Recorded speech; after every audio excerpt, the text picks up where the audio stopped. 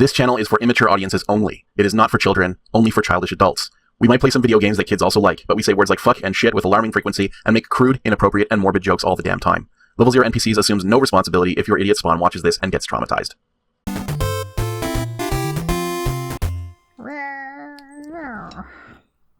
Okay. Okay. All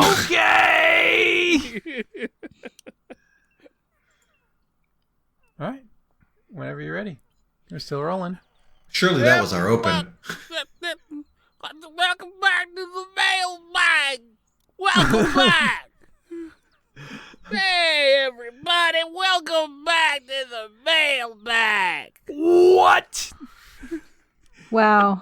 Because you know what? At the end of the last episode, we're all like having this very heartfelt plea to like, you know what? Maybe, try mailbag. I mean, I know some people don't like it, et cetera, et cetera. And then you open with that. It's just like, God. Just really, we want to make like it's a filtration system, Yeah. If you're not in the mood for some Little John, we're playing Conquests of the Longbow. That's true. We're still giving you Conquests of the Longbow content here. I don't even really understand what Matt and Luke are referencing when they do that. But I'm still here. Yeah. It's Little John. Yeah. It's time for Speakeasy password. Speakeasy password. Oh, that was... Yeah. Yep. Wow. Speakeasy password. I guess we're doing the Speakeasy password now. It's a mailbag episode, and we do Speakeasy passwords as well. All right. Let me load mailbag episode. Yeah. If you want to get into the Noble Speakeasy, which is under the Middle Spoon Desertery around the corner from where I live, here is the password for this week. On Barrington Street, in Halifax, Nova Scotia, the key is good for Thursday, Friday, and Saturday. And because I think we're all caught up, honestly. Let me check. Yeah, these are all Valentine's Day ones. I resist the urge to read them, even though I have them on my delivered to your email. Yeah, I'm on the mail list. Okay. This is we have two. We have two Speakeasy passwords. Sorry. That's okay. Speakeasy password. I just now don't say anything after I say that because I know it's coming. It's fair. Yeah. It's fair. I'm glad we've built an understanding here. Okay. I wasn't holding up my side of the bargain. It's okay. It's all right. It's all right. Last week's Speakeasy password was: if you take big paces, you leave big spaces. What? Speakeasy password. If you take big paces, you leave big spaces. And we're back. Like between footsteps, or It is not clear. That's so vague. I feel like they're testing something new here. Wow. Okay, so speaking as a man who takes big paces, I learned orienteering in the same chapter of my life when I was teaching archery. Do you leave a lot of big spaces? No, I can't think of an arena in which I am counting paces. What is the distance between steps? What is that called? If you take 2 steps, left foot, right foot, and then returning to your left foot. Doesn't matter which foot you start with as long as it's the same one every time. When you get to the same foot again, that's a pace. And you can count those to judge your distance. And your first criticism of that method of thought is that I am 6.5 feet tall. If I'm wearing boots to be out in the wilderness, I'm just about 6'7", and my pace is going to be way longer than other people's paces. And the solution for that is that just is true. That just happens, and so the pace is just not that reliable. A pace is less reliable the farther you go. But the idea behind orienteering is that if you're crossing an entire country, you're no longer measuring it at paces. So when orienteering, you'll have like markers that you can see from a distance. So even though the paces will be, up to like 75% inaccurate, or up to 25% inaccurate, only 75% accurate, that is to say, you can still find your way around. You don't really leave spaces. It's just not really literally that true. You're crossing the whole distance. Between your feet, sure, but your body's moving between that. You're making the same shaped hole in the undergrowth. And besides, what is it supposed to mean? Like, is it advice or something? Okay. So, if you take big paces, you leave big spaces. That's the Speakeasy password. Yeah. So it is cautioning you to take baby steps. Maybe this one's not advice. Maybe this one's just a password. Maybe it's just a password. Maybe it means nothing. I do leave big spaces between my footsteps because of the big paces. Yeah, that's kind of what I was. That's what I was shooting for. Is like what is the actual distance in meters of your paces? The thing about it is that when you are counting in paces, you do not take big or short steps. The purpose of it is that you take regular steps. Yep. So there is no context in which you would take big paces, or in which you're saying that there's no difference between a big and a small pace. Your pace is your pace. There's no right. You don't. Otherwise, it would not be a good measurement. Like if this if is you told some someone sort of take 5 paces north from the tree, and everybody was taking the wrong size of pace, you'd be fucked. There's no pace. There's no pace equivalent of a heaping tablespoon or a baker's dozen. The pace is the pace kind of thing. What about a baby's paces? Baby's paces. The baby's paces. The baby doesn't deserve the treasure. The baby will just have to know that so when I'm taking paces, right? If I'm counting out my paces, I will know that I will probably overshoot my target if I'm counting my paces and following. Well, the baby has to be taught that its paces are smaller, and so it has to the best advice is that if you take the baby that we've already established that it doesn't deserve the treasure. If the baby buried the treasure, then Alex is in even worse trouble because he's going to be way out of whack. Here's the best paces and everything. The best advice that I can give, what almost makes this sort of understandable advice. I do have big paces. There aren't many healthy human beings with longer paces than me. I'm way up in the top 10th there, right? So if I am doing orienteering and I am counting paces, I do need to be aware that I may overshoot the marker. And so if I'm looking for the marker, I do need to look back at the ground I have already covered when I reach the count. I need to be aware that I'm probably going to hit the marker before I reach the count, and I need to be looking back for the marker when I've reached the count. And in that sense, I guess I have left big spaces. So, yeah. There we go. You solved it. Yeah, it's a wild thing to say. It's weird if it's advice, and it doesn't make a lot of sense however you slice it. It's not advice. I think it's just it's a password that rhymes. I think this one's just a password that rhymes. Yeah. I think they're just trying something new here. And if you're talking about the space between footfalls, yeah, Doc, if you take big paces, you will leave big spaces. I guess that's technically true. You guys ready for another Speakeasy pass? I'm not ready yet. Hold on. Sorry, Julia. Sorry, Julia. Yes. Sorry. Okay. Sorry. It just occurred to me. Weren't ready. Okay, so it could mean that if you take big paces, so if you're doing long strides, you leave big spaces. You can traverse large swaths of land. You're leaving spaces. You're not leaving not behind, but in a way, but not footsteps. You just leave an area. Big spaces. You can leave a big space by taking big paces. Well, which is not true, but you know what I mean. Yes. You brought it out of the fire. Space. Yeah. That's good. You can vacate a big space by taking big paces. Yes. That's it. Yeah. You can also that's a whole lot vacate a better. space by taking small paces fast paces. As well. Yes. Yeah, it doesn't make any sense, but that's just I just offering a secondary interpretation. The But if metric you're in of a the big place that is on fire or in the middle of a disaster, big paces are your good call. you can see on the Discord a photo of Julia and I standing beside Yeah. one another, and you will see the folly that is the pace as a measurement. Yeah, I'm finished if something's on fire. It's over for me. Or It's okay, though. if Julia has set the trail and I'm trying to use orienteering to follow it, those paces, like a Julia pace Yes, versus it's an Alex tiny. pace. It's embarrassing, yes. We're on the extreme end, so it's going to be very hard for us to find each other's buried treasure. You're almost 2 feet taller than me. I mean, really, right? So it's like,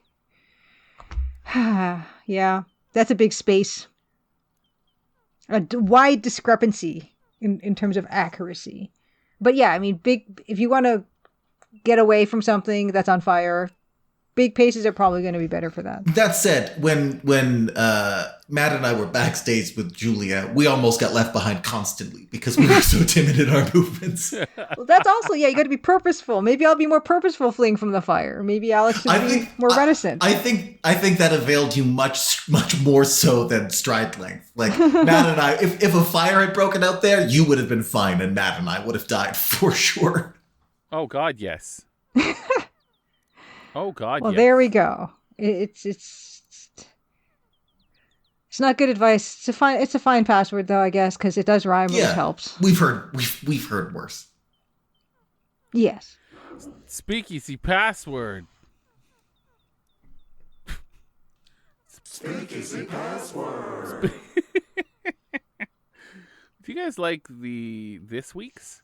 So, guys, if you are in Halifax right now, right in this moment, right now, and you wanna, you can go. You got one more day to get this done. You don't have a lot of hours left, but you could do it. You could do it. If you're watching this new, like right when it comes out. Okay. Yeah. If you're on the way while you watch. Yes. So here's the one that'll get you into the door on a Saturday, February 21st. It'll work between it'll work between 7 p.m. and 2 a.m. All right. No one can paddle 2 canoes at the same time. No one can paddle 2 canoes at the same time. I started laughing before you even finished that because I knew it would be stupid. I, against all odds, kind of like this one. It's just not true, though. Yeah. Yeah, it's not true. It's for sure not true. Like the last episode of this one, I mentioned several things archery and orienteering related that I know from life at a summer camp. You have to retrieve a lot of canoes. Now, can I paddle 2 canoes at the same time? No, I can barely handle one.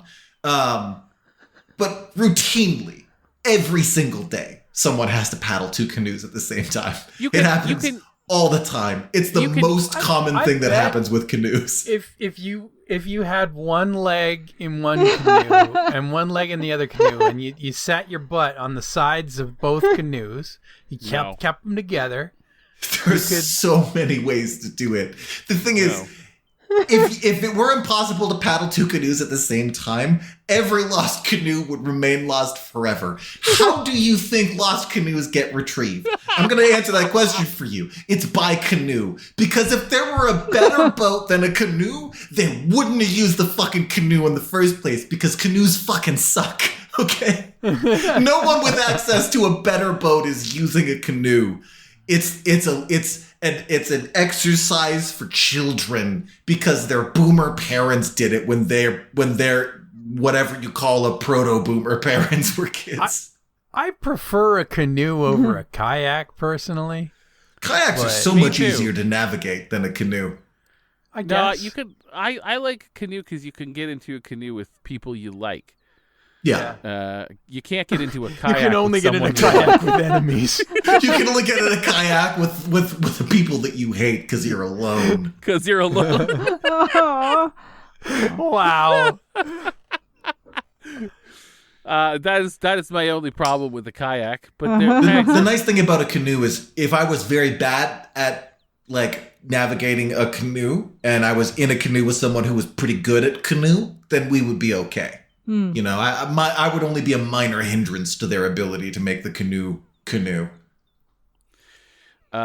This is another reason why I like the canoe. Is the canoe has more functions than just going. It's more useful than a kayak for sure. Yeah. I do not like the way everybody's saying canoe.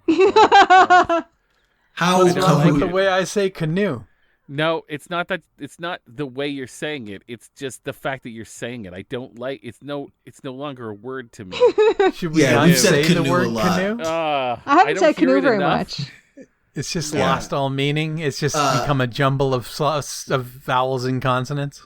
At summer camps strewn across, I'll say conservatively North America and probably other corners of the world, every summer, some overworked, underpaid summer camp employee every single day of that miserable summer paddles 2 canoes at the same time. It happens all the time, every day.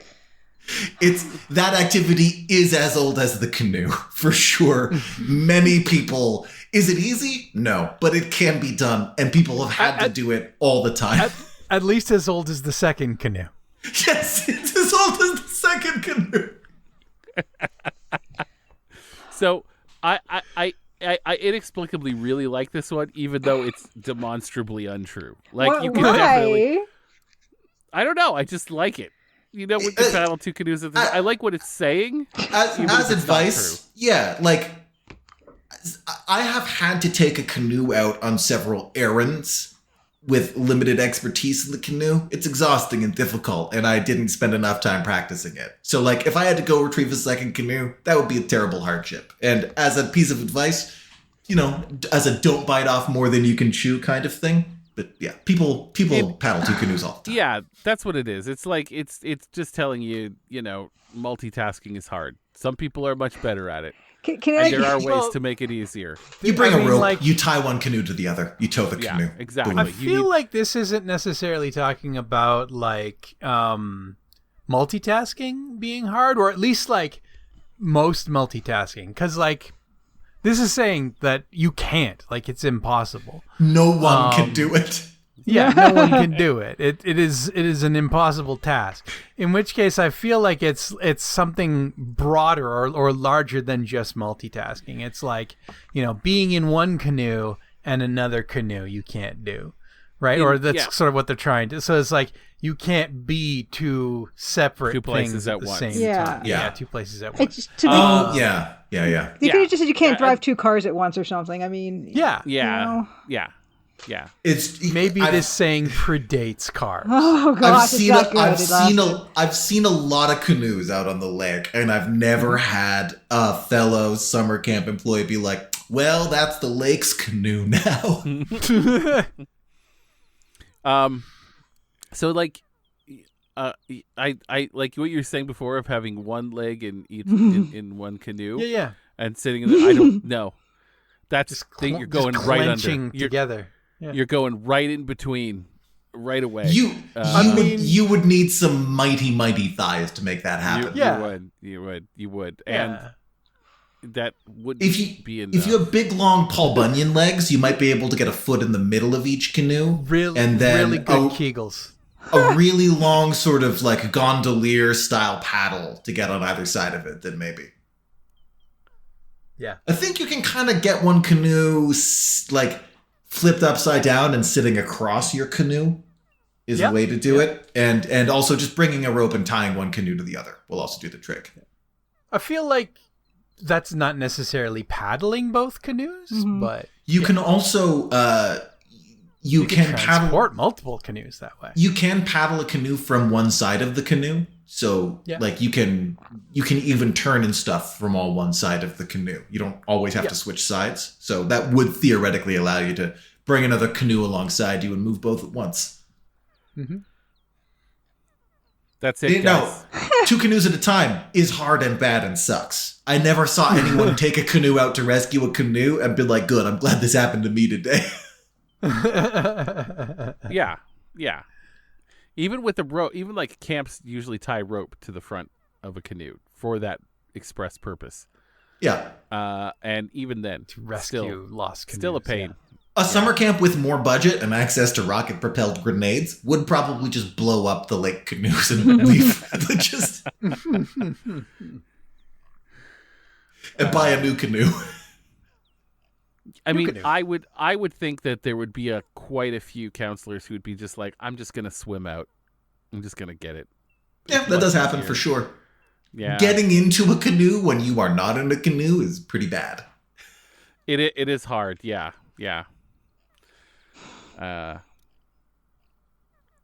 Doing that at night would be impossible, but we know all about that. We know all about that. Yeah, it's true. Well, Matt Alex and I and I did. do. Matt and I did see a canoe left out. We did see a canoe become a lake canoe. No one went out to get it. It was a night canoe.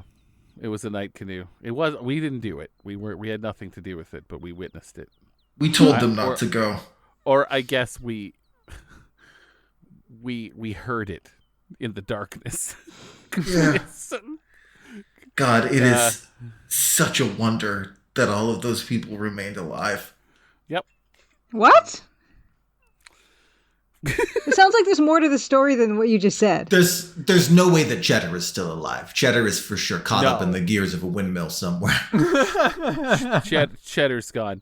We got a cabin. We got a cottage with a. Have with we a bunch of talked friends. about Cheddar? You've talked before about on the- Cheddar. We Yes. must have You talked have. about Cheddar You've talked and about Jenny Cheddar. from Yes. Tinder. Yes. And Jenny from Tinder. Yes. Yes. Yeah. But it's Who's married now? aw, good for her. Jenny Not from to Tinder's Cheddar. married now? Not to Cheddar. She was in possession of like a full human soul. Like we went to investigate the sound of the canoe accident because Jenny from Tinder had a future. The If it was individuals just that Cheddar, yeah. the fucking troglodytes in her company, they didn't have. They had contributed all they were ever going to contribute.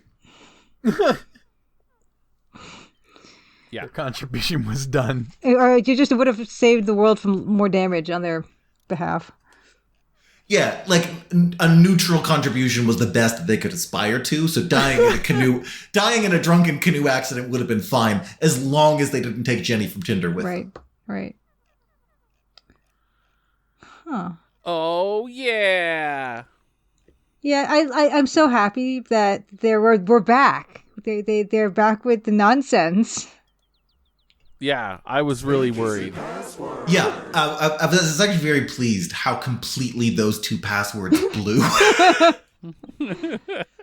I'm just imagining, you've got a friend who's struggling with trying to, they've got too much on their plate, they're spinning too many plates, whatever. And I've already said a thing that would be more effective than telling them they can't row 2 canoes at once, Yeah. The 2 cars one is way better.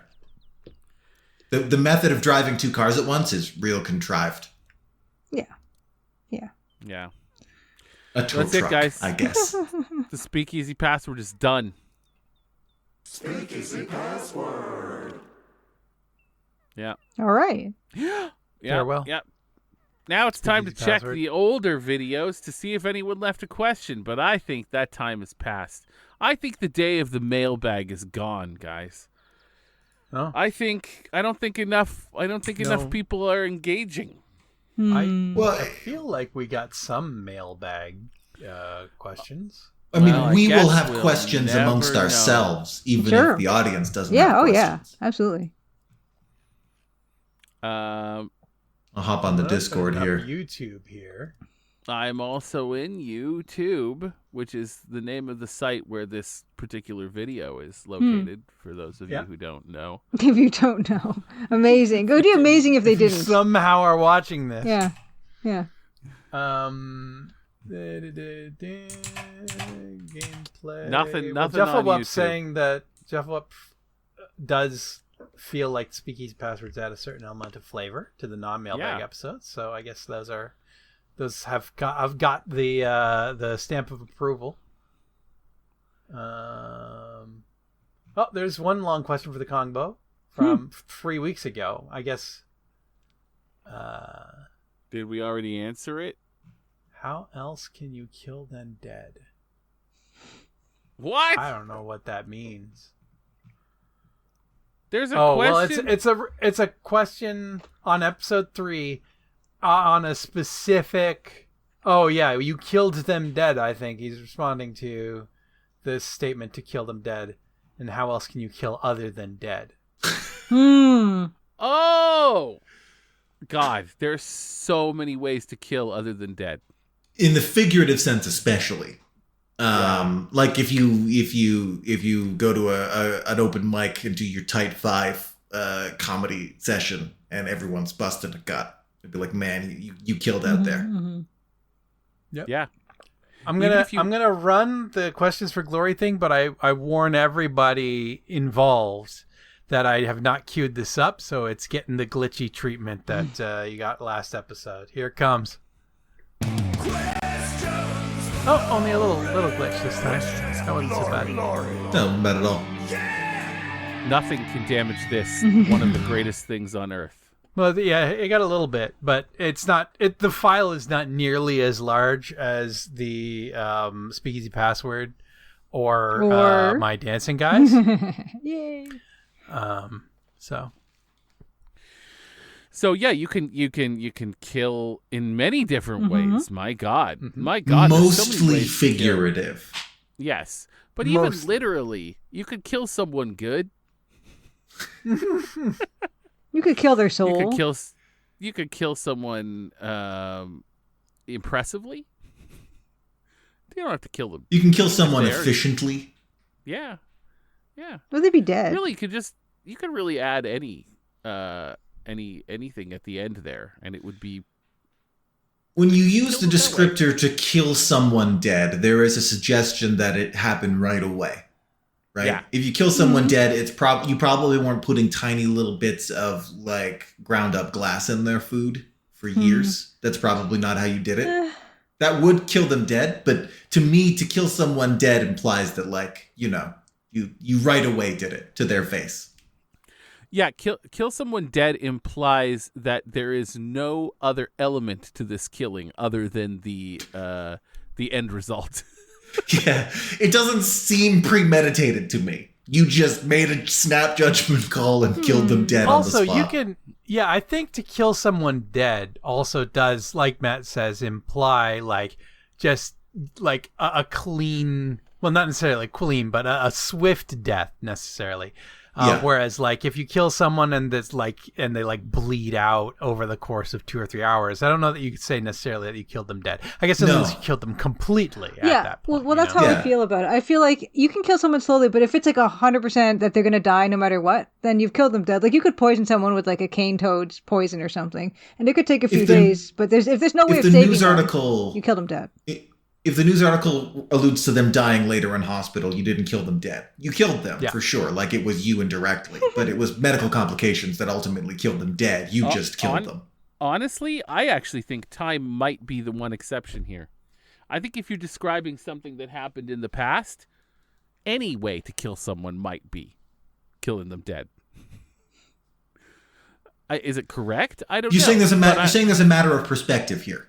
I think so. I think if you poison someone for over the course of like a month or two, and then they died, you didn't kill them dead on that day. I think a descriptor, but someone. But you killed them later, dead or a month in the fullness of time. In the fullness of time. Yeah. I think there's an element here too. Let's say that you poison someone and it takes them months to die. You're a murderer for sure, but people don't really say that you killed them dead. But allow 100 years to pass, and people look back on that incident. They will remember you as the person who killed that guy dead. Well, I also feel like if there's no possibility for any medical intervention, like if it's a poison with no antidote, then there's nothing that can be done. That person is dead. So I think generally speaking, if you're talking about a thing that happens right now, if you've killed them dead, then the ambulance people are not in any rush, right? They don't have to. If the ambulance people have to put the sirens on, you didn't kill them dead. You just regular killed them. And I think maybe that's why time works, because as time moves on, there's no way to fix it. That's such a nuanced point, Matt. I actually agree very strongly, but it strains my grasp of language to explain. That's what I think. It's crazy, but The more time you put between you and the incident, the more immediate that incident becomes by proxy. Yeah. It becomes a moment in time as opposed to... Yeah, the farther away you are, as it's just a speck of light in the distance, then it's just an instant thing, however premeditated it was. Yeah. I hope that answers your question. Who asked that question? That was Gergo Erdi? Joe. Yeah. Yeah. Nicely done. Well, that slowly well became one of my favorite questions. Yeah.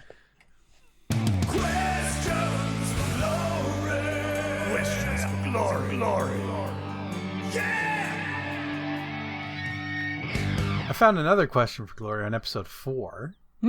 Or sorry, a long question for the Conbow from both Belong. I don't think we've answered this one either, and I'm glad that I caught it because it's one that when I read it, I was like, oh, I want to hear this one. The question, once again from both Belong, is long question for the Conbow. If Australia had a Canadian-themed restaurant a la Boomerang or Outback, what would it be named? And are there any signature dishes that would stand out? Yeah. There's Canadian-themed restaurants in the U.S. Are there? Are there? Yeah. Oh, yeah. Like what? Canadian themed. Not many, and they're not chains. It's not a chain. But like, if what you go is a and you Canadian themed restaurant? Are you searching for one? I'm looking up Canadian themed restaurants. What do you sell in a Canadian? Is it poutine? Yeah, pea meal bacon, poutine, maple syrup, desserts. I'm trying to think of... I'll order some maple syrup on a plate. I'm trying to think of a term, Some kind of a term for Canadian. Oh my God, the Beaver's Den is such a good Canadian theme. Beaver's Den. Name. That's exactly it. That's right on the money. I was trying to think of something so Canadian it was almost offensive, but it's not that easy to offend a Canadian in that way. A creature so Canadian that it's on one of our coins. Like, I don't think there's a Canadian equivalent of Yankee. You know what I mean? Canuck. But not. But I don't know anyone who minds that. No, I would describe myself as a Canuck. For sure. There was, if not a bit of a blue noser, having been from Nova Scotia. There was a restaurant in California called the Canadian Cafe, which had a Canadian themed menu. Okay. Does it say what was on it? I think it's closed now. But there's the menu is not available online to see. No. But there's the Bugaboo Creek Steakhouse, which apparently is what? Bugaboo Creek Steakhouse.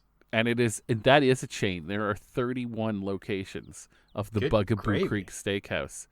Oh, it was. It is not going. It is no longer. It is defunct. In June of 2016, it filed for bankruptcy. Bugaboo Creek is gone. But that was a Canadian-themed casual restaurant. It had an animatronic moose. Wow. Wall mounted. It was the Chuck E. Cheese of the North. Yeah. This is in reference to the Bugaboo Mountains. It's a sub-range of the Purcell Mountains in British Columbia, Canada. Okay. It had a Canadian Wilderness Lodge theme. Wow. There's an element of this. Canada's very big, like way bigger than a country needs to be. Bigger than most countries. So like there are Canadian themed restaurants in Canada. We've talked about it before, but while I was in Alberta, Luke showed me a restaurant called Blowers in Grafton, which is named after a street corner just It's a Halifax themed restaurant. That's a Halifax Whoa. restaurant. Yeah. that corner, that street corner, is 5 minutes away from me, and it has Canadian cuisine that is exotic and strange to the Albertan palate, because it's like, to be from the East Coast is like being a moon man. Like it's a big country. There's very different cultures as you go across it. It's true. Yeah. Bugaboo Creek looks a lot like a Montana's here. So, speaking of Blowers and Grafton, thinking about that, and we're talking about the Canadian, or specifically like distinctly Canadian menu, and we've spoken about them on the show before. But one of the things that they sell at Blowers and Grafton, and not exclusively Blowers and Grafton, there's a lot of places that do it in Edmonton, particularly because like we are a location that Nova Scotians emigrate to work the oil sands here. But there's a lot of places that do Canadian or Atlantic donair. Mm-hmm. The Halifax donair is particularly Canadian. Although it is sort of more specific to Halifax and the Atlantic. I'm trying to think of something that is stereotypically Canadian that is not stereotypically East Coast. Well, and I'm really struggling there. There's poutine. There's poutine. There's Montreal's smoked meat. There's Yeah. Montreal. Despite the fact that it bagels. has the name Montreal in it, yeah, it's kind of all of Canada. Yeah, the smoked meat's fairly pervasive. I guess the poutine is coast to coast too, isn't it? That's not weird anywhere in Canada.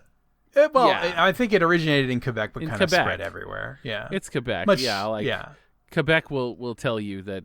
Yeah, it's as Canadian as. I think you as can they find are. the donair anywhere, but everyone kind of recognizes and pays lip service to the fact that it was sort of invented in. Yeah, I suppose these things are cross-pollinating. There was a while where you would be looked at strangely trying to get a donair in other provinces, but these days it's not so unusual. So, in Dallas, Texas, there is the Maple Leaf Diner, which is a Canadian-themed diner, and I'm gonna tell you what they have on some menu highlights. Oh yeah, let's have it. They have poutine, of course, half poutine. They have chicken and bacon waffles. Oh? Is that a Canadian thing? I've never had that. Well, chicken and waffles is not strictly Canadian. They definitely do it south of the border. That's very U.S. But the bacon, that's they It's got probably back bacon. the Bloody Caesar, which I think is very. I think the Bloody Caesar. I think the Caesar is Canadian. I think it's very like. They got pierogies, which are really popular here in the prairies because of the large Ukrainian population. Yeah. By no means strictly a Canadian food, but very popular here, I guess. No, and there's fish and chips from the East Coast, of course. Sure. Yeah. They have Nanaimo that's bars. English food, really. Yes. Yeah. Are Nanaimo bars Canadian? Yeah. They're from Nanaimo. Yeah. Am I right in thinking that? No, that's BC. Oh, am I right in thinking that garlic fingers are another East Coast phenomenon, that you don't see them? Well, I don't know what that is. You definitely don't see garlic fingers the way that they are made. What's a garlic finger? You see garlic. Canada. Garlic fingers. Julia doesn't know. Yeah. It's a garlic flavored cheese only pizza. No. You can get bacon on it. It is often served with donair sauce as a dipping sauce. What? And basically it's a cheese pizza with no it's garlic tomato butter sauce. instead of tomato sauce. Jeez. Yes, it's garlic butter and cheese basically on a pizza dough, and then it's cut into rectangles as opposed It's cut to into slices. Yeah, it's cut into strips. And then a you thing that take I the have to strips and stress, dip them. if you haven't, for Julie and for anyone who hasn't eaten garlic fingers, is that they are phenomenal. They're really fucking good. They're amazing. It's like garlic bread but pizza.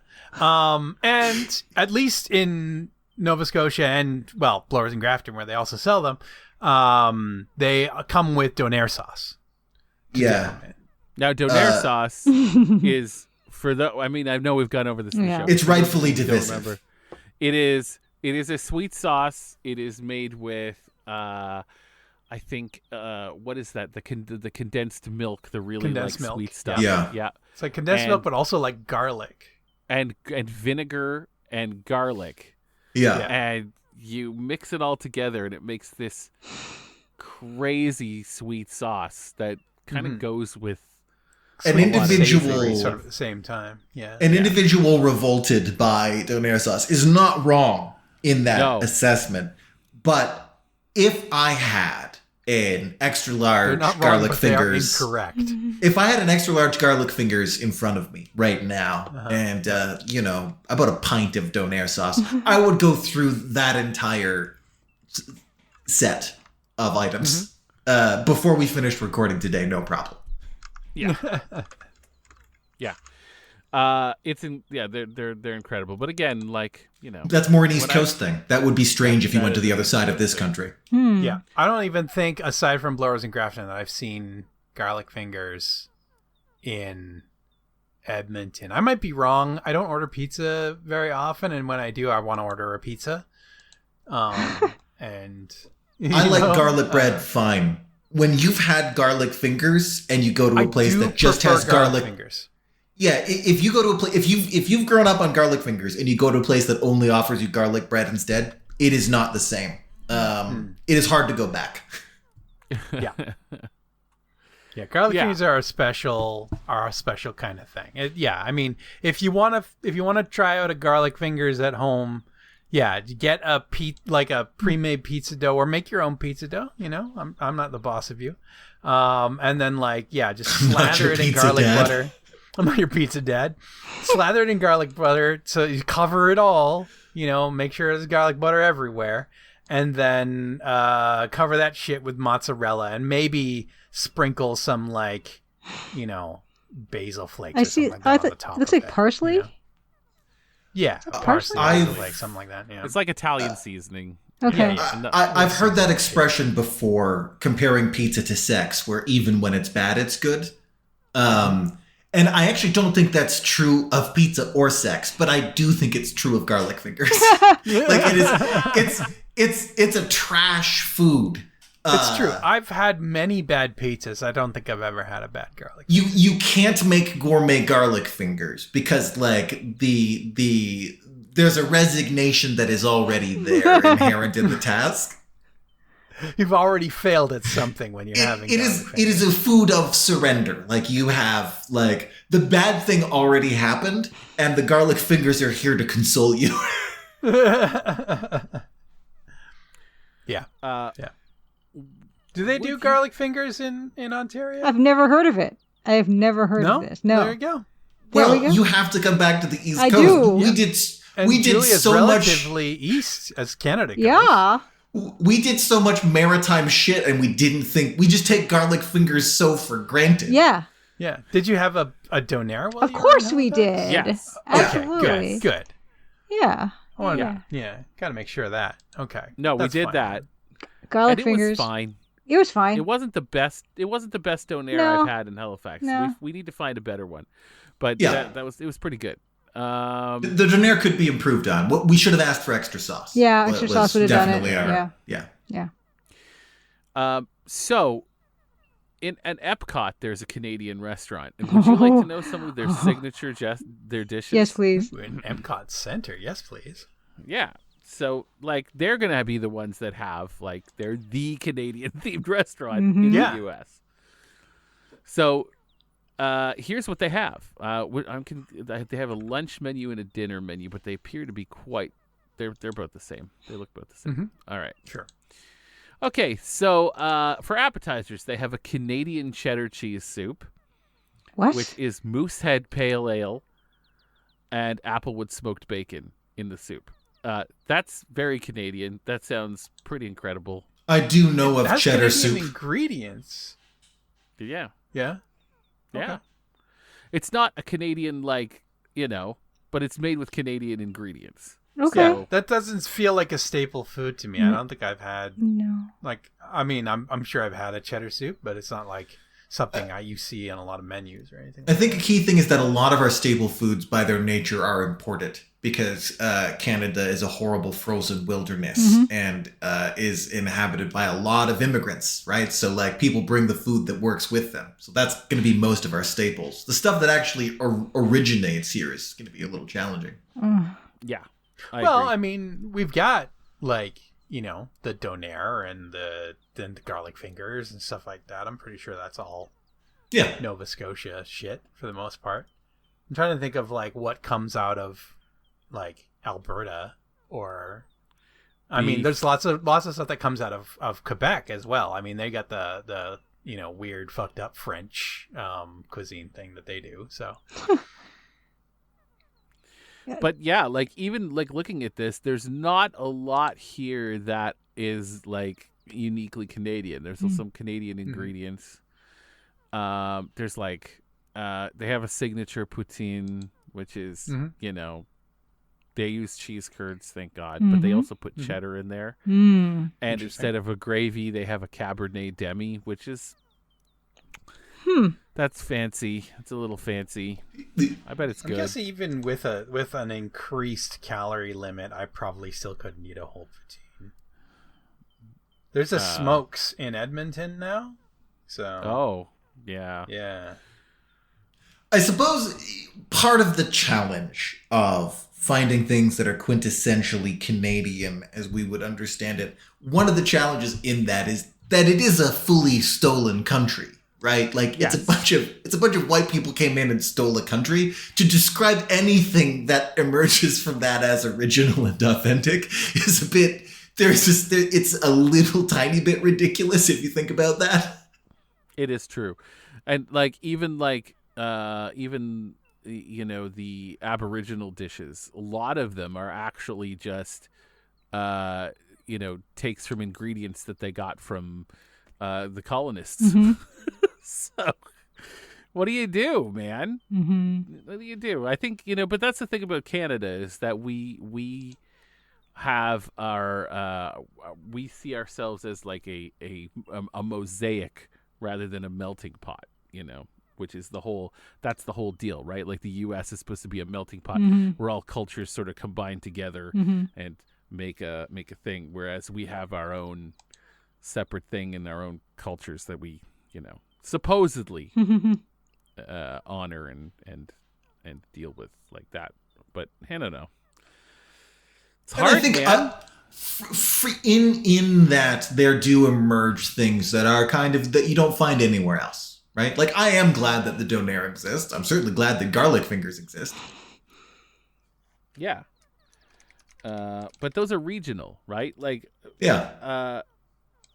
Julia, what kind of like regional Ontario foods do you have? There's got to be a bunch, right? Man, it's such a hard one because I'm actually looking at this Wikipedia of like Canadian foods and things, and it's funny because I can think about stuff like BC is famous for smoked salmon and you know other seafoods, and I think about I guess like butter tarts and things. Are butter tarts Ontario? Are they? Butter tarts are very, very Canadian, yeah. Yeah, but I don't know if they're I do Ontario. know from butter tarts. We do get them out here too. Yeah, I'm just having a hard time like thinking of what is actually going to be like Ontario cuisine.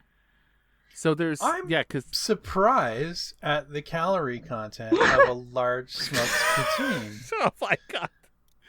I just looked it up. It's only about 1,000 calories for a 500-gram large smoked poutine. That is surprising. Yeah. According to eatthismuch.com. Wow. Yeah. Well, I mean, potatoes do have surprisingly low calories. Like I always expected guess them to that be much makes higher, sense. Yeah. Yeah. But I mean, cheese fried in oil, calorie dense, but not that bad. There is definitely gravy, oil and stuff which like is that, fat. By weight alone, if you'd asked me how many calories were in a large smoked poutine, I would have said like at least double that, if not more. I was gonna say pick a number, too low. Like Yeah. I mean, this is like 2 calories a gram, which is a lot less than like most foods. I in my little spreadsheet that I made for my diet, I reduce a lot of things down to the calorie content per gram, so I can just weigh something and then know exactly how many calories I'm getting out of it. And most things average 4 to 5 calories per gram if it's something where you think it's going to be high. Yeah. So if you really wanted to put away a smoked poutine, it might make the rest of your day a little challenging, but you could do it. Yeah. For like 500 grams of poutine, half a kilogram of poutine, only 1,000 calories? Like, that's crazy. I'm going to have to double check in other sources, but like... So, yeah, we got some stuff. Poutine would need to be there. You need some maple syrup because we have the best maple syrup in the world. Suck it, Vermont, or whatever the fuck. I guess potatoes only slightly higher than 1 calorie a gram.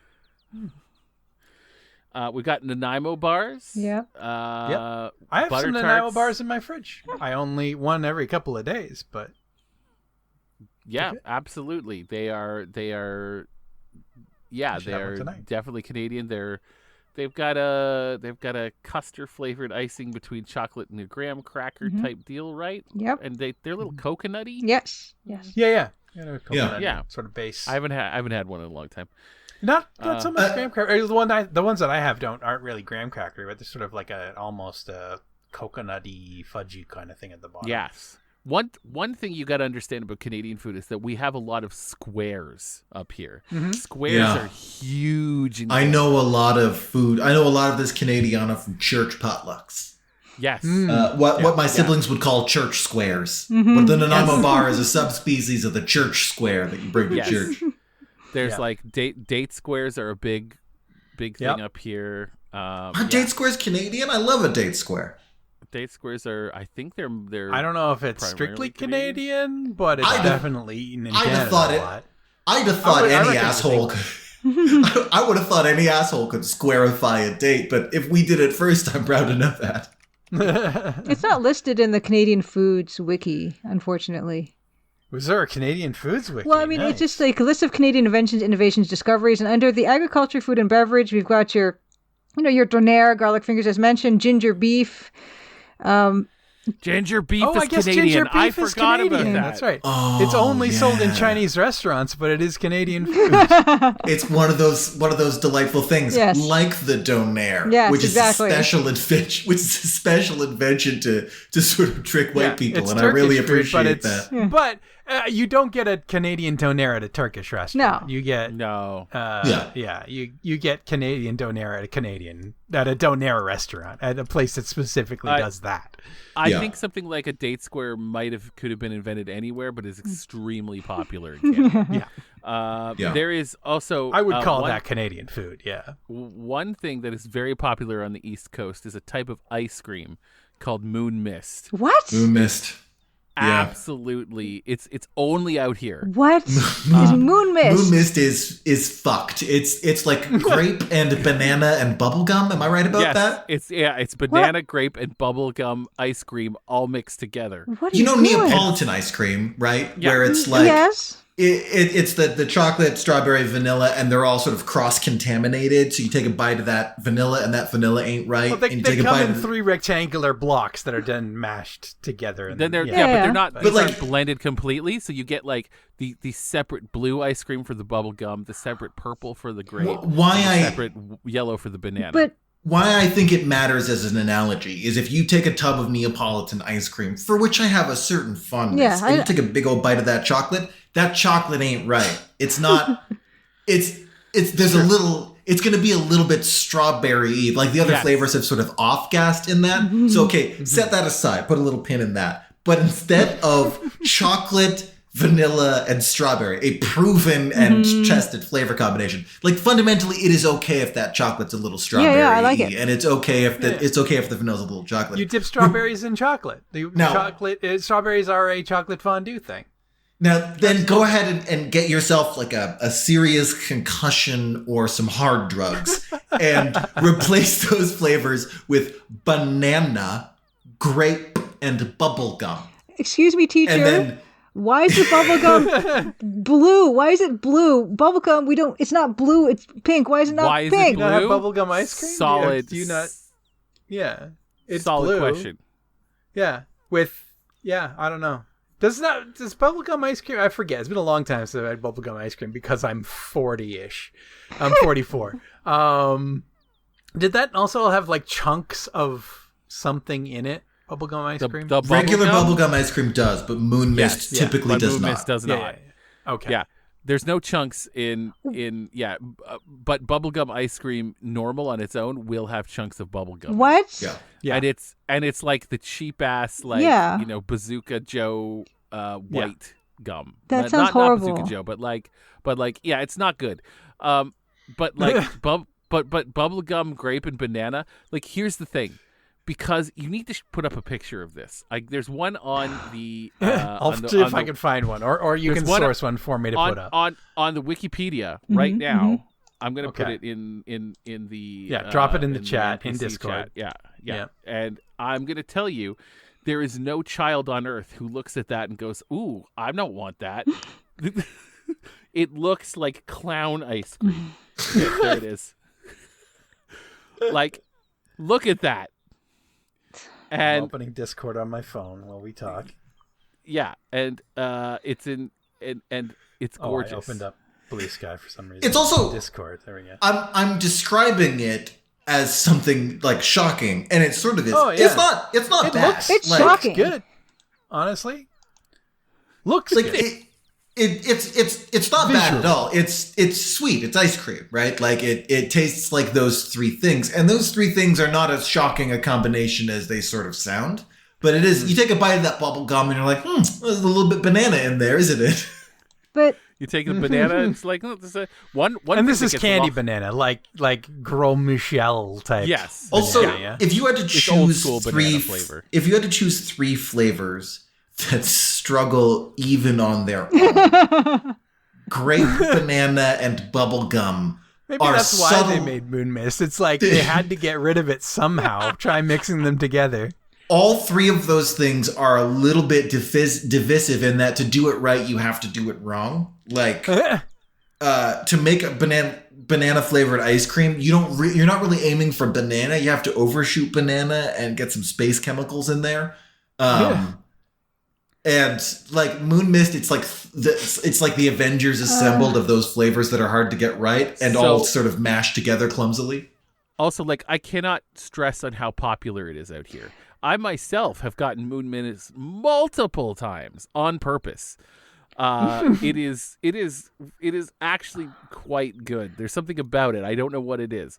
But it's so popular that, like, no shit, every year people will dye their hair that color. There are people out there that will dye their hair the blue, the purple, and the yellow to match the Moon Mist. They have Moon Mist hair. I know people who've done that. Why is it called that? Why is it called Moon Mist? Because it's a cool name. It was invented in the 60s, and it's space looking, you know. It is. There's a nebula kind of element there. Nebula. Sci-fi. Don't call it. It's the moon. The moon is gray. It's light gray. Yeah, moon mist would be gray for sure. Yeah, you're 100% on that. It's the mist lit by the moon. It's still gray. There you go. It's true. I think you might be colorblind. Is this what you're seeing when you look at the moon? It's what it is. It's colors that you might see in like an aurora boralis or in a nebula. What a great name for an ice cream. Then yeah, no, it's a weird. The name Moon Mist is kind of like calling an alien a moon man. You know, I used the term moon man earlier to be ridiculous. That kind of a moon mist, like a janky retro sci-fi kind of moon mist, when the moon might have been made of cheese and containing aliens. I would accept an ice cream made with cheese and it was called Moon Mist, right? I'd accept that because of that connection for sure. A stanky gray ice cream called Moon Mist. Yeah, it's made with cheese. Yeah. I think there's poetry, you know? You said it's clown ice cream. And it does look like clown ice cream. And that's the thing. When I moved here, the first time we went out for ice cream, we went into a farmer's market where you get a lot of ice cream, and they had that, and I'm like, I need that. I don't know. I don't care what flavor it is. Moon Mist has done more good in this world than evil, for sure. Oh yeah, right? It's like. Are there questionable decisions in its design? Oh, many. There's no non-questionable decisions, right? Like, something weird was happening in the ice cream factory to cause that thing to happen. Probably an accident or two. But in the grand scheme, yeah, moon mist, it's force for good. One of the last dates I went on, I took a girl out for ice cream, and I got moon mist because what else am I going to get? Oh my god, this is so topical. Because I look at those colors, and if I was at the farmer's market, I'd be like, that's going to give me hives, is what I'm thinking when I look at those colors. Oh, but if you're allergic to anything, you're allergic to moon mist. But when you were a child, would you have thought that? No. And if you, well, maybe you were that kind of kid. I think I was that kind of kid. But not like when I was a kid, I was like, no, that's amazing. I've never seen anything like that. The most colors, the most flavors, for sure. Like literally in my brain, there was a voice that said, that has to taste good. There's no way that tastes bad. And when you first eat it, without knowing it's banana, grape, and bubblegum, it just sort of tastes fruity. Mm-hmm. It's like a tutti frutti type thing. It kind of just tastes like candy. It kind of just tastes like candy. Yeah. It's like taking a fistful of candy and not caring which candy is which, and just putting them all in your mouth. I would never do that. Not even as a child. No. That's true. Julie eats like 3 M&Ms. Five M&Ms as a snack. Julie is not going to eat Here's candy. Here's what I would do. I would open up the M&Ms and I would take them all out, and then I'd arrange them according to color, like the rainbow, in each row. And whatever rows were not full, I would eat those ones first. So I'd have a full complement of the rainbow. So yeah, that was fun. So I need to have this, I guess, next time I'm there. I actually do understand what you're saying, Julia, because garlic fingers. I would also do that with my candy when I was young. Thank you. Oh yeah, does not everyone just divide their M&Ms by Matt? color? Yeah, I have done so. I'm sorry, guys. Yeah. I have ADHD. I knew it. I do not do that. I was sure Matt would never do it. I will do both, as if to horrify the part of my brain that would prefer to do the other. So I'll sort them. I'll sort them to piss off the part of my brain that wants to eat a big old gorilla handful, and I'll eat a big old gorilla handful to piss off the part of my brain that would prefer to sort them. So I will do both. But look, my wife and daughter, who are both autistic, definitely do that. Mm-hmm. My daughter she takes everything and categorizes it into color and stuff like that. It's a total thing. Yeah. It's not something I do. It's not something I do. Maybe I do though. Maybe I have done that. Level 0 NPCs. Let's plays by people on the spectrum. Absolutely. Yeah. That's how we get our people. Man. That's how we get our people. But yeah, ketchup chips, another one. Ketchup chip, that's very Canadian. That's extreme. That's very ketchup Canadian. Chips, for sure. So are like dill pickle chips, honestly. But ketchup chips. Speaking of chips, did you know Yukon Gold potatoes were invented in Canada? The best potatoes. They're aptly named. Makes sense. Yeah. They were invented in Guelph, though. Guelph, Ontario. They weren't invented in the Yukon. I don't know what they called that. But anyway. Well, I guess there was a gold rush in the Yukon. Yes! There you go. During the gold rush? That's so smart. No, 1966 is when this was invented. But no, I can see why Yukon, Gold Rush, and they're gold-fleshed potatoes. Yeah. Yukon Gold. Yeah. Yukon Gold. Craft dinner. You guys call it Kraft macaroni and cheese. It was good old KD. KD. Yeah. Gone downhill since they went natural. It was pretty down. It was down there already. Oh, what did they try and get more healthy, and now it tastes like shit? They stopped using fake cheese, fake coloring. They're using I see. Oh. The coloring is half the flavor. And apparently, well, not apparently. I've had it. It just doesn't taste as good. Oh. I mean, the great enshittification of the world. There's beaver tails, which is something we have up here. Yeah, beaver tails. That's Canada-wide. Yeah. Fairly certain. Yeah. The Moon Mist is like East Coast, but Tiger Tail ice cream is licorice and orange flavored ice cream. That's ridiculous. I've never had that. If you want something that's objectively grosser than Moon Mist, I like black licorice, but Tiger Tail is a challenging pairing. It's a challenging ice cream. Yeah. Orange and black licorice. Yeah. At least I I understand don't know if why I've it's ever called had it that, before, though, but- right? Like, it's clear. Yes. Thank you that it's called Tiger Tail for that reason. They probably only made it so they could call Julia's it just that. angry about the sci-fi coloring being being why they chose the name Moon Mist. Mist. I'm not buying it. Fuck you, Moon Mist. That's not Well, it's the got to be moon. something a kid can say, you know? Moon Mist. Yeah. It's true. They would just point.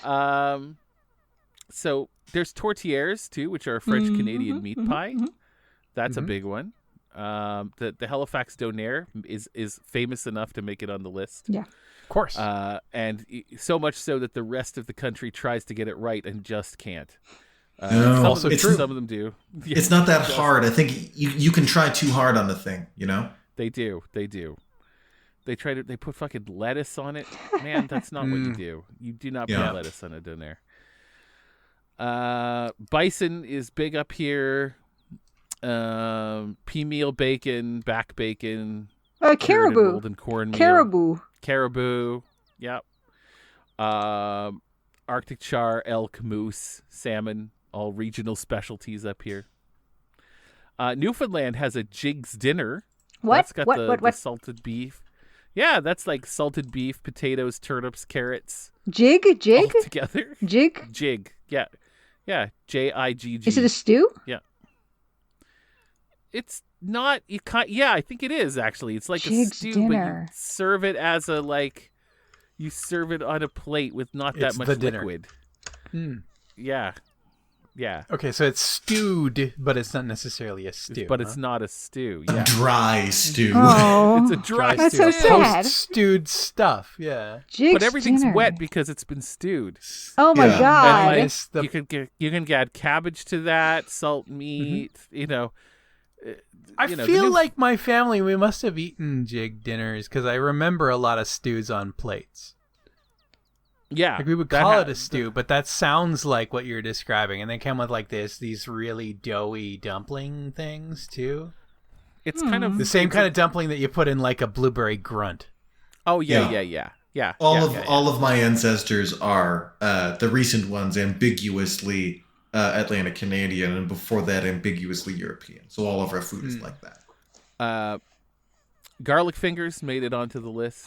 Definitely very important. That one. That's weird. That's only here because I did learn that a while back that it's not everywhere, but it seems obvious, right? Like you're making I've garlic yet to- bread, you're putting some cheese and some garlic on some bread. Surely you're going to think of ways. How do I maximize the cheesy garlic aspect of this while minimizing the bread component? and like, I haven't met anybody who's like garlic fingers. Ew. It's never. True. No. No. I'm intrigued. So there's also real bannock, good. which is huge. Bannock is an indigenous. Mhm. It's a bread fried. It's a fried bread. Yeah. It's incredible. It is. It's one of those things. You know what? It's weird that we've never done that camping because you can make it around a campfire. Yes, it's pretty phenomenal. and we can and should, man, because it's really good. You Next time, that's actually insane that we haven't. We take regular camping trips at least once a year, Matt and I it's- do. it's- We it's- haven't done that even once. you make it's true. You need to make you take some dough and you wrap it around a stick and you literally bake it over a fire. Ooh. And then you slather it in butter and it's incredible. It's It so is. good. I haven't had it since I was a kid, and I'm pissed about Same. it now. That's Same. that's a stupid fucking way to live my life, to do that once as a kid and be like, well, that experience is over. Same, man. I haven't had it since I was a kid either. Crazy. So there's pierogies, which are, popular. And Ontario is famous for their ice wine. Oh, sure. dessert Of wine. course. Oh of course. yeah, for sure. Yeah. Yeah. I got an ice wine flavored grapes. tea from Montreal my first time there. I did gather that was a local thing. Yes. Oh, yes. Of course. Yes. Thank you for reminding me about that. Yeah. It's weird because it's so sweet that it's actually like weirdly sticky. It's like Yes. yeah. Very high Yeah, sugar yeah, content. Yeah. Yeah. There you Yeah. go. Yeah. And yeah. So there you go. That's kind of it. It's kinda Ice wine's a cool one. That's Yeah, a cool. yes. Yeah, The I Caesar- approve. That's a neat regional thing. Yes. It is. Yeah. And it's very Canadian in theme. Mm-hmm. Yeah, absolutely. Like, garlic fingers are phenomenal, but I don't necessarily want to admit to have created them, you know? They're not a point of pride. They're an ugly necessity. I think most Canadian food ultimately is like, shame food. Yeah. We live in the north and things are hard. Sometimes we're an apologetic people, and we have to find a way to turn that shame into food. This is why every sentence starts with sorry. I'm sorry. Exactly. When you're talking like, to for Canadians, example, 'cause we're apologizing for our food. It's just nobody knows it. Like, for example, the Caesar, which is a huge cocktail here in Canada, God. is made. I fucking love Caesars. I don't even care. It's You can made have mine. It's made with clamato juice. Yeah. Yeah. Ugh. Right And away. Clamato juice is Get it right up there tomato front. juice and clam juice mixed together. And wow, it's got celery, pickles. Sometimes it's got bacon. The rim is covered in celery salt. Yeah. It's got a lime in it. I kind of like it. Peppers. If you find yourself employing the phrase clam juice, how do you not recognize in that moment that you have strayed from God's light? Right? Well, you Because taste it. there's nothing in the invention of a garlic finger that couldn't have happened elsewhere. It was kind of only a matter of time. It's garlic butter, it's pizza dough, it's cheese. It's perfectly logical. That's all perfectly sensible. But having a big glass of tomato juice and it's like, can we clam this up somehow? Yeah, this needs to be more oceany than it was. Can we put some weird ocean bugs in here? Would that maybe help? Honestly, it improves Rock's it. nut? I actually like it. Matt, I'm with you on this. I do like the taste of it. They're bracing. I like clamato fine. I'm truly omnivorous. I have I've drunk clamato juice. I eat sardines from the tin. I'm not squeamish about it. It's just there's some kind of a sin was committed in its invention. That's all I'm saying. The person who invented clamato did not make it all the way in through the pearly gates. Saint Peter made him wait to one side, right? They're lined up the gates, and Saint Peter's like, you're going to have to step aside and wait till we're done for the day, and then we're going to have a conversation, and that's going to determine where you go.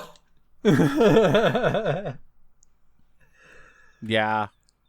Yeah. So there you go, guys. I know this mostly was talking about Canadian specialty food, but I think it was... I'm glad it ended on the Caesar because I was getting really hungry, but I have to go to the gym. Mm-hmm. Now I feel less hungry, and I'm going to go to the gym. Yeah. We got you. Yeah, we got you. Appreciate it, y'all. Keep a bottle of clamato in your fridge whenever you feel like that. Use it like smelling salts. Just, not hungry anymore. Oh yeah, that's gone. I mean, it's gonna and it's gonna be even worse because if I keep clamato in my fridge, it's just gonna go bad, and then it's gonna be bad clamato, like clamato that even people that like clamato won't drink. They should have called it sea-mato because it's salty and tomatoey and sea-mato. Thanks for watching, everybody. Woo! Woo! I hope we got through all the questions. Did we get all the questions? The ones that I was aware of. There's another one which isn't so much a question, but just a thing, which you can just confirm or deny right now. Jairus said on episode 7 of the Colonel's Bequest. Colonel's Bequest.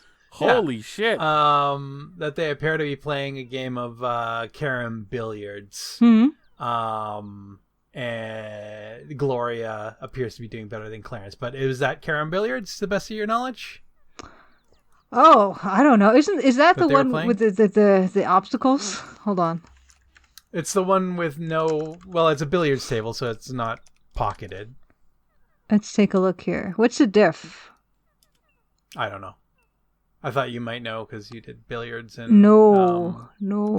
In Crimson Diamond as well. So no, I'm not. I'm looking it up now, but it's like also called French billiards and carom ball billiards. Yeah, you're right. Pocketless. How do you play that? What? It's Wait. like a certain number of bounces and not hitting Oh other my balls, I think. god. I thought that snooker was the one that had no pockets. Snooker also doesn't have pockets. Snooker is Seriously? a variant of billiards. I didn't Yeah. know, and I didn't know there were ones that had no pockets. It's amazing. Yeah, it's just a table with a recessed part in it. It's puzzling in the way that fucking cricket is puzzling. If you have a rudimentary understanding of baseball, Yeah. you sort of get how baseball works, and then you look at cricket and you're like, no idea. But it's like it's so funny because this would be like golf without holes. You know, like it's just like I thought that was the whole thing of this game is to get them if in the the holes. point of golf was to hit the flag, then yeah, pretty much. I guess. Or to get as close to the flag as possible without hitting it, I guess, is probably an even closer. Yeah. There'd be something compelling about golf if it was not about getting the ball in a hole, but simply about getting the ball the farthest, and then you just have like a golfer's like thing. It's one swing, one ball. So they just have like massive, crazy muscle arms because there's no finesse to it.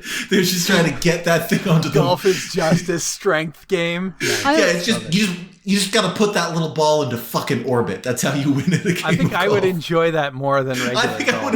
It'd be over right away. It wouldn't be long and tedious. It would just be like watching It'd be like an Olympic event. Yeah. Yeah, it'd be like watching a ball break the fucking sound barrier and leave the zip code. Give me that sport instead of golf. I'm fascinated by this because I would have thought that had someone, maybe they came up with carom billiards first and then they came up with a table with holes in it, then everyone would have immediately abandoned the pocketless table for the pocketed table because it's clearly got so much more drama. To me, anyway, maybe it's not true, but I just think that feeling of it going in the hole, like you don't have that in this, and it's kind of frustrating. I think the idea with billiards, I don't know about carom billiards specifically, is that you need to hit 3 of the 4 edges with a single hit and not hit other balls on the way. So it's like there's some angles, there's some strategy involved in it, I guess. I don't know. Oh my gosh, it says here. I don't play. It says the slate bed of a carom billiard table is often heated to about 5 degrees above room temperature, which helps to keep the moisture out of the cloth to aid the balls rolling and rebounding in a consistent manner. Generally makes a table play faster. So they're heating the surface of this carom billiard table. That's fascinating. Hot table Hot makes table. ball move faster. man. Sort of a weird air hockey element there. Yes. Nice. There's an apparatus at work. I didn't even know this existed. This is fantastic. Huh. No, I didn't pay enough attention to the one in Colonel's Bequest to see if that was a carom billiards table or not, but the one in the Crimson Diamond is like a billiard table with them holes in it. Because it's actually, I don't want to spoil anything, but yeah, there's a puzzle that involves that. It's a pool table? Yes, pool. Nice. That's, if I'm going to play a billiards game, I'm going to play pool. Yeah, you want them holes. You like the holes. Fun. Holes are You fun. want them Holes are holes. fun. Yeah. Holes are fun. I agree. All right, everybody. get Thank you me- very much for watching. no. Ticket Stay. Get me a table with some interstices. Man. All right, we can end on that. Yeah, let's call that. Let's call Holes that are an fun. episode. Thanks, everybody. Thanks for joining us on this mailbag. Hey, thanks everyone. Stay the way you Stay. are, and grow a little bit if you can. If you can't, Yeah, that's fine. you can change for the better if you want to. Don't change for the worse, though. Yeah, But if try you not to Improvement is ideal. metastasize. Just sort of. Yeah. Yeah, but if you wanted to stay the same, that's fine too, man. Yeah, Like, we don't have any pressure won't to do stop you. anything. Yeah, You don't have to do anything. You don't have to do anything. You just have to exist. That's all we need you to do. It's just Yeah. exist. You know? That's all. Smash that's all that we like want you to button. do. Thanks Smash for it. watching, everybody. Hey. Do something if it's required of you. If you're not And it's not. subscribed, you should subscribe because 92% of the people who watch us aren't I don't know. I don't have those stats in front of me.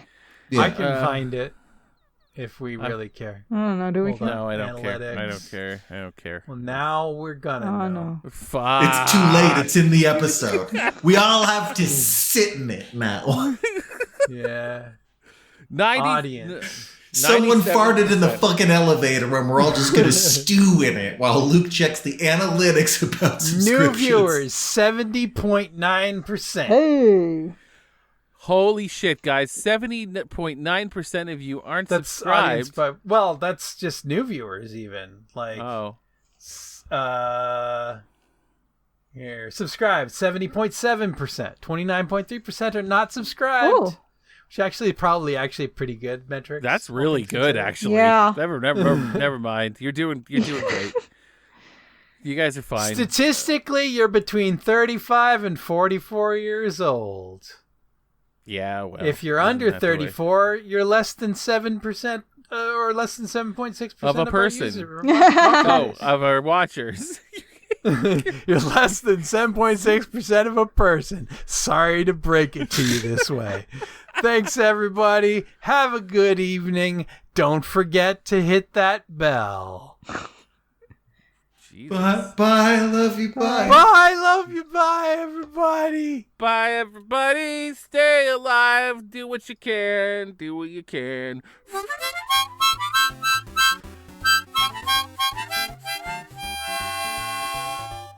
I'm hanging up now.